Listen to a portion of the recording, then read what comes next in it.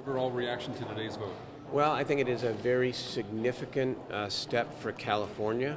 As I said on the floor, when this whole issue began, it was about the $200,000 management pension and the double dipping and some of the other abuses that have been well documented.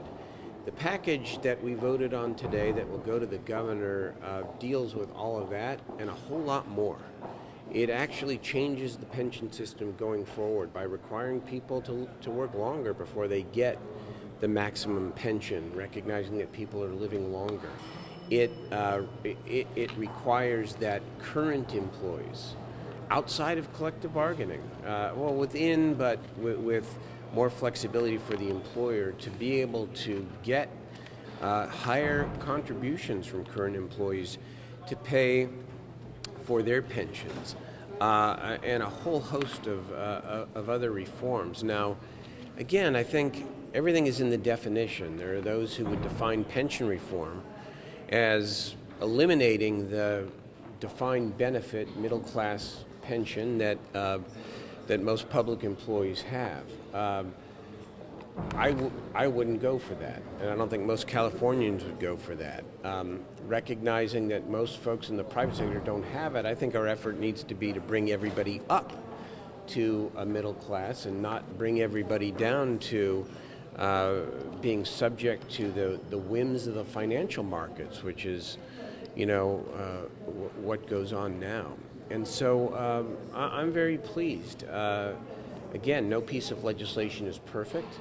No one is going to, you're never going to achieve unanimity in terms of people praising the work. But if you look at the vote here, I think it was, it'll end up being 38-1 because the bill's still on call. We have a couple members that will return. And so I think that's a pretty overwhelming statement and good piece of work. And the other thing that I hope is that while, always open to addressing changes in the system, I hope that this puts this issue, which has so dominated the public discourse for a long time, if not away, at least off to the side, so that we can focus on some positive agendas and building California infrastructure and education and all of the other things that we came to do. Are you saying that it wasn't your mission to take care of the long-term costs? No.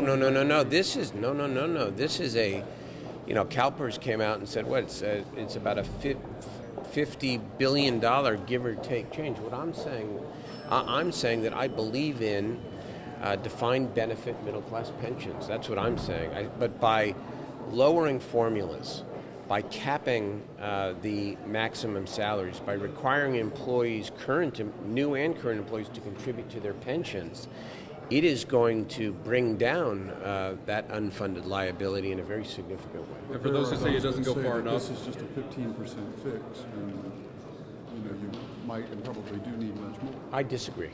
I disagree. I think, again, if one's definition of reform is to eliminate the middle-class defined benefit pension, then, I'm not in that camp. I don't think the vast majority of Californians are in that camp. The pension system is a sound and a solid system, but the formulas have to come down. The employees need to contribute more. The pensionable salary needs to be capped. We need to address abuses. We did all of that today.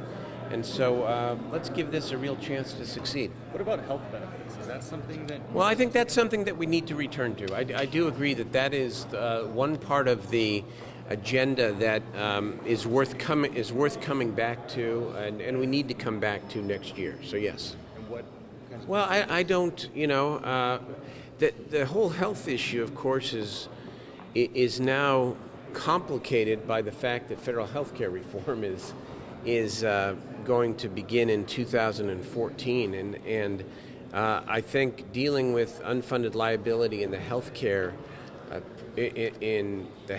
world for public employees needs to be a big part of our federal health care implementation agenda next year and over the next several years. Okay. What about politically? Is this now going to give you some headwinds? Well, I mean, I look at it this way. Again, the public discourse has been dominated by this issue for a long time. And I don't know whether this puts the issue behind us, but I think it ought to at least put it to the side here so that we can concentrate and focus on some positive agendas around here as well, like reinvesting in infrastructure and education and stabilizing the budget and all of the other things that we have to do here.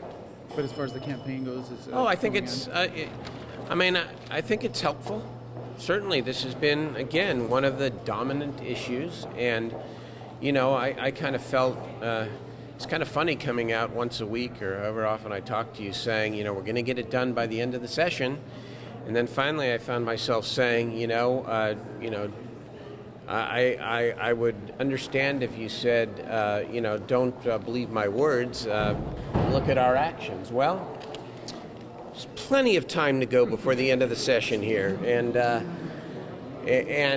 the vote has been completed. It's been completed on a bipartisan basis, and again, completed successfully. And workers' comp? Workers' comp, I'm now in. If you had asked me yesterday at this time, I had a lot of doubt, namely because I didn't think that the plan itself, the previous draft of the plan, addressed the needs of the most severely injured workers with the most difficulty getting back to work at a comparable job or comparable pay.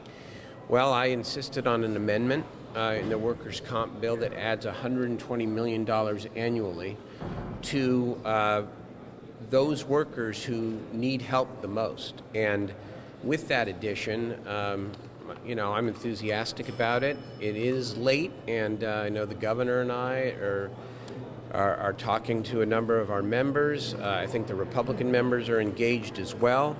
We will have a caucus probably about 5 o'clock to discuss this, and I'm hopeful that we can get it done tonight.